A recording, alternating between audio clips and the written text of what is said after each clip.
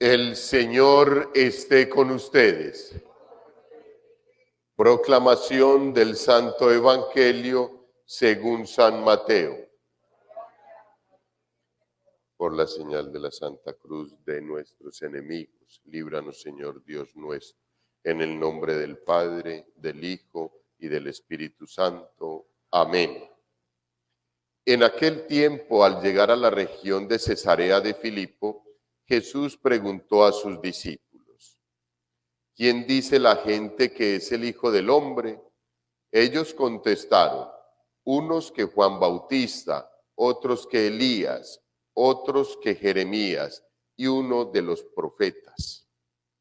Él les preguntó: ¿y vosotros, quién decís que soy yo? Simón Pedro tomó la palabra y dijo: tú eres el Mesías, el Hijo de Dios vivo. Jesús le respondió: dichoso tú, Simón, hijo de Jonás, porque eso no te lo ha revelado nadie de carne y hueso, sino mi Padre que está en el cielo.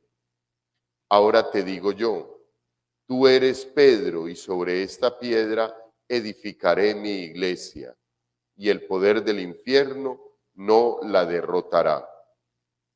Te daré las llaves del reino de los cielos. Lo que ates en la tierra quedará atado en el cielo, y lo que desates en la tierra quedará desatado en el cielo. Y les mandó a los discípulos que no dijesen a nadie que él era el Mesías. Desde entonces empezó Jesús a explicar a sus discípulos que tenía que ir a Jerusalén y padecer allí mucho por parte de los ancianos, sumos sacerdotes y escribas, y que tenía que ser ejecutado y resucitar al tercer día. Pedro se lo llevó aparte y se puso a increparlo. No lo permita Dios, Señor. Eso no puede pasarte. Jesús se volvió y le dijo a Pedro: quítate de mi vista, Satanás, que me haces tropezar. Tú piensas como los hombres, no como Dios.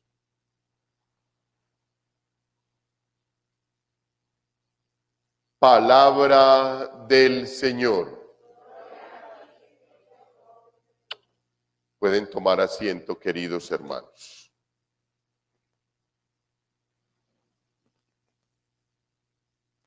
Bueno, en la lectura del libro de los Números, pues como en la lectura del Éxodo, vemos nosotros cómo se le va complicando la situación, la vida a Moisés y a su hermano Aarón, pero es debido al cansancio y al largo camino que hay que atravesar para llegar siempre a la tierra prometida.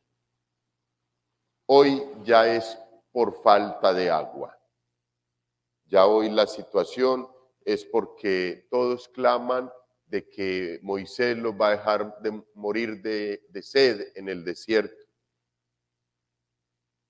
Critican fuertemente, blasfeman al Señor. Moisés no pierde nunca ni la fe ni la esperanza en Dios, tiene contacto personal con Él, habla cara a cara con Él, y eso le da la confianza y le da la perseverancia y le da la tranquilidad de saber que nunca está solo y que su caminar siempre está con el Señor. Ahí, en esa partecita, queridos hermanos, yo creo que hay un mensaje importante, y es que nosotros tenemos que seguir cada día fortaleciendo nuestra relación con Dios para que en el momento de dificultad no flaqueen nuestras fuerzas, no flaquee nuestra fe, no flaquee nuestra esperanza, y más bien, como hizo Aarón y como hizo Moisés, simplemente escuchan el clamor del pueblo con toda seguridad. Ellos también debieron de estar sintiendo la sed, la necesidad de agua, pero ellos no se desesperan. Ellos saben que van en las manos del Señor, que es por los portentos del Señor, por su gracia, su bondad y su misericordia, que van atravesando el desierto. ¿Y qué hacen? según lo que nos muestra el texto bíblico, lo que nos dice el texto bíblico. Van a la entrada de la tienda del encuentro y se postran allí rostro en tierra, no más, no dice absolutamente más nada, pero es que es una posición supremamente hermosa, es la posición de total sumisión, de total obediencia, para uno levantarse de allí con toda seguridad, elegido por el Señor. Es la posición que nosotros los sacerdotes siempre en el momento de la ordenación pues asumimos, y es la posición donde nos postramos como hombres y nos levantamos como sacerdotes. Es algo supremamente hermoso, queridos hermanos, y se implora la intercesión de toda la iglesia y de todos los santos. Es la posición de total entrega. No hay más nada en esos momentos, sola y exclusivamente que por la gracia de Dios nos podamos levantar de ahí con la bendición. No más. Moisés y Aarón se levantan de ahí con una indicación del Señor, que Moisés retire la vara, el cayado que en su momento Dios le había bendecido, y que fuera y golpeara la roca para que manara agua de ahí de la roca.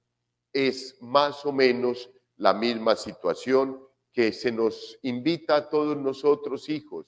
O sea, a nosotros se nos ha dado un bastón y una roca, la palabra de Dios, la Santa Eucaristía.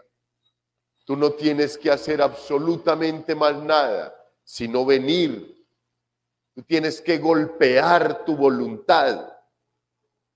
Tú tienes que golpear tu situación, de pronto de pereza, de pronto de soberbia, de pronto de falta de humildad, de pronto de creerte un poquito más allá de donde Dios te ha regalado las bendiciones. Golpear eso todas las mañanas para venir a celebrar con el Señor la Santa Eucaristía, para venir a postrarte en la tienda del encuentro durante media hora, 45 minutos, una hora, para que te levantes de ahí con la bendición del Señor, de que puedes ir con la vara que Él te regala, con el bastón, a golpear la piedra de cada día, a golpear la piedra para que te dé el agua viva, a golpearla para que tengas como beber, para que tengas como saciar la sed y para que tengas agua viva, palabra de agua viva, para darle a quien tú encuentres en el camino también con sed. Y es lo que el Señor, queridos hermanos, hace hoy con Pedro en el Evangelio. Es un evangelio muy lindo. Es el evangelio donde vemos nosotros como constituido el pontificado de Pedro, donde vemos constituida para el resto de los años y el resto de la vida, toda la sucesión apostólica de la Iglesia a través de los santos padres. Y a pesar de cualquier cantidad de dificultades y a pesar de cualquier cantidad de situaciones y malos comportamientos de un papa o de otro, nunca se ha perdido la sucesión apostólica desde el apóstol Pedro. Nunca. Siempre hasta nuestros días ha estado ahí presente esa sucesión apostólica, para que nunca se pierda y siempre nosotros tengamos plenamente convencida y llenos y fortalecidos de la fe, la creencia que nuestra iglesia es apostólica. Pero queridos hermanos, no antes sucede esto sin que el Señor no lo confirme en la fe. Y no solamente a Pedro, sino a todos sus hermanos apóstoles, a todos sus hermanos obispos, a todos sus hermanos sacerdotes y a todos los fieles en la iglesia. Porque esta pregunta que hoy hace el Señor se la hace a todos. ¿Quién dice la gente que soy yo? Y lo que siempre hemos dicho, queridos hermanos, no fácilmente dar la respuesta, porque todos comienzan a decir cantidad de cosas, entre ellas que es un profeta, que es Elías, pero ninguno es capaz de decir que él es el Hijo de Dios, sino cuando ya se lo pregunta a cada uno. Pero es Pedro el que asume el compromiso de decirle: Señor, tú eres el Mesías, el Hijo de Dios vivo. Y él le recuerda que eso no ha sido porque él es muy sabio o porque Pedro ha estudiado más que los otros apóstoles, no. Eso se lo ha revelado el Padre Todopoderoso. Queridos hermanos, para que nosotros tengamos la posibilidad en un momento determinado, cuando el Señor nos pregunte y nos cuestione, ¿qué creemos nosotros que quién es Él? En un momento de dificultad, en un momento de desierto en nuestra vida, en un momento de prueba duro y difícil, como los que suelen venir en la vida, nosotros sepamos responderle al Señor, nosotros sepamos dar las palabras precisas de la respuesta de Pedro, pero no solamente verbalmente, sino con una actitud que demuestre que estamos plenamente convencidos de la respuesta que estamos dando. Y queridos hermanos, y tenemos que estar preparados, porque de ahí Él lo confirma en la fe y le entrega las llaves y todo el poder de que lo que desate en la tierra queda desatado en el cielo, y de lo que Él no desate en la tierra no será desatado en el reino de los cielos.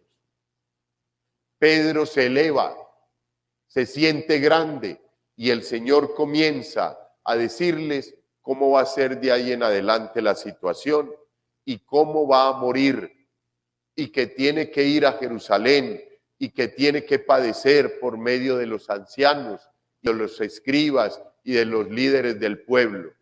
Y Pedro, ya con todo el poder, se lo lleva a un lado y le dice: no, señor, a usted no le va a pasar eso. ¿Cómo así? Y ahí mismo coge el Señor y vuelve y los centra. ¿Por qué, hijos? Porque somos seres humanos limitados. El Señor Jesús tenía las dos condiciones y Él tenía el poder para centrar a Pedro. ¿Cuántas veces nos ha centrado a nosotros? Todas, todas, y nos sigue centrando, hijos. Y hasta que nos vamos de este mundo, el Señor Jesús seguirá centrándonos, porque constantemente nosotros nos levantamos, nos elevamos con una bendición o con un gozo espiritual que el Señor nos concede, nos sentimos como ya pasaditos de este mundo al reino de los cielos. Y no es así, todavía nos falta.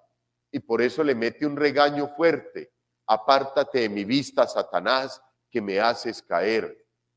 Nos recuerda el Señor que cuando nos elevamos y cuando nos despegamos de Él, podemos comenzar a propiciar un espacio donde Satanás nos aparta de Dios y nos hace caer. La misma actitud del Señor Jesús con Pedro es lo mismo que tenemos que hacer nosotros con el momento de la tentación, con el momento de la prueba, con el momento de la dificultad. Inmediatamente titubee nuestra fe. No, señor, quítese de aquí. Hijos, pero lo importante de este mensaje del Evangelio hoy es que tenemos que ser confirmados en la fe y no podemos desesperarnos. Y que después de confirmados en la fe, el camino es largo y no podemos desfallecer. Tenemos que seguir siempre perseverando, siempre en comunidad, siempre a los pies del Señor Jesús para que, igual que a Pedro, un día Él nos pueda confirmar en la fe y podamos entrar al reino de los cielos. Gloria al Padre, al Hijo y al Espíritu Santo.